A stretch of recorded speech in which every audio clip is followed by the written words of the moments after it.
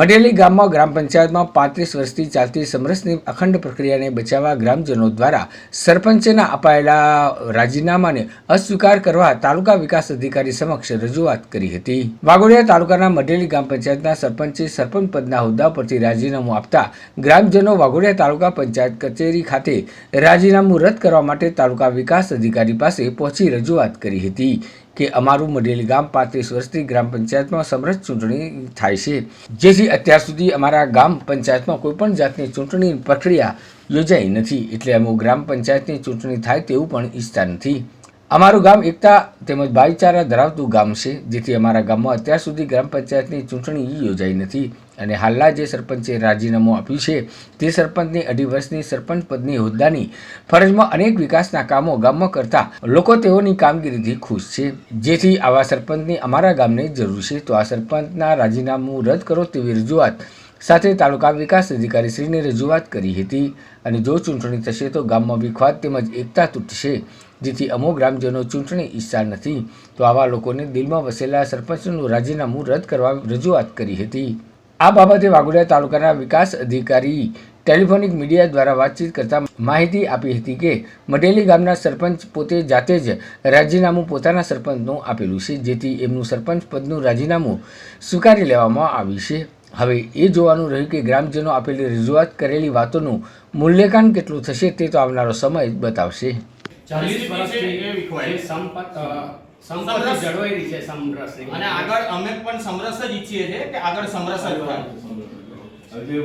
હું મઢેલી ગામના સરપંચશ્રીએ રાજીનામું જે આપેલું છે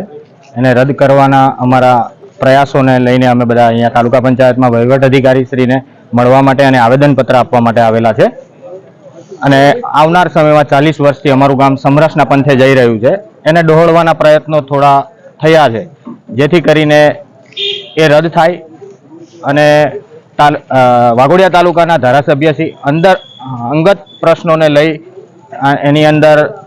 ઇન્વોલ્વ થાય અને આનું નિરાકરણ આવે, એના માટે અમે અહીંયા બધા ભેગા થયા છે। એક વસાવા સમાજમાંથી એક આવા ઉભરાઈને પ્રકાશભાઈ તરીકે આવેલા સરપંચ મઢેલી માટે બહુ સરાહનીય હતા કે જેમને બહુ સારા કામ કર્યા છે, કે જેણે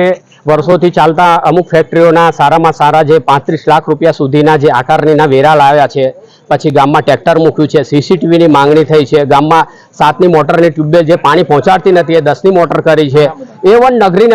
નવી નગરી કે જેની અંદર લોકો થૂકતા પણ નહોતા ત્યાં આજે બાગ જેવું સ્વર્ગ જેવું બનાવ્યું છે, એટલે ત્યાંના લોકોની પણ બહુ ખૂબ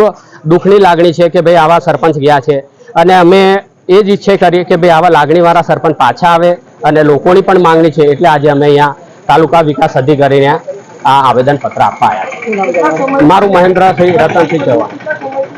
હા, 2.5 વર્ષથી એ લોકપ્રિય નેતા થઈ ગયા છે અમારા ગામના અને આવનાર 2.5 વર્ષ જ બાકી હતા, કારણ કે અમારું ગામ સમરસ છે એટલે બેસી અને લોકો નિર્ણય લે છે અને તેના લીધે આજે અમને દુઃખ થયું કે ભાઈ 2.5 વર્ષ ટોટલ થયા 40 વર્ષથી સમરસ અને આજે એમને 2.5 વર્ષ પૂર્ણ ના કરવા દીધા, એનું અમને દુઃખ છે। સમગ્ર ગામ એક જ વસ્તુ ઈચ્છે છે કે ભાઈ ચૂંટણી તો છે નહીં તો આ સરપંચને શું કામ કાઢ્યા, શેના માટે અવિશ્વાસની દરખાસ્ત થઈ અને સરપંચે અવિશ્વાસની દરખાસ્ત જેવી મૂકી સભ્યોએ એવું તરત એમને પોતે રિઝાઇન આપ્યું કે ગામમાં કોઈ ઝઘડો ન થાય, એટલા માટે ચૂંટણી આવે તો તમે શું ઈચ્છો છો? ચૂંટણી આવે તો પછી ચૂંટણીના રૂપમાં તો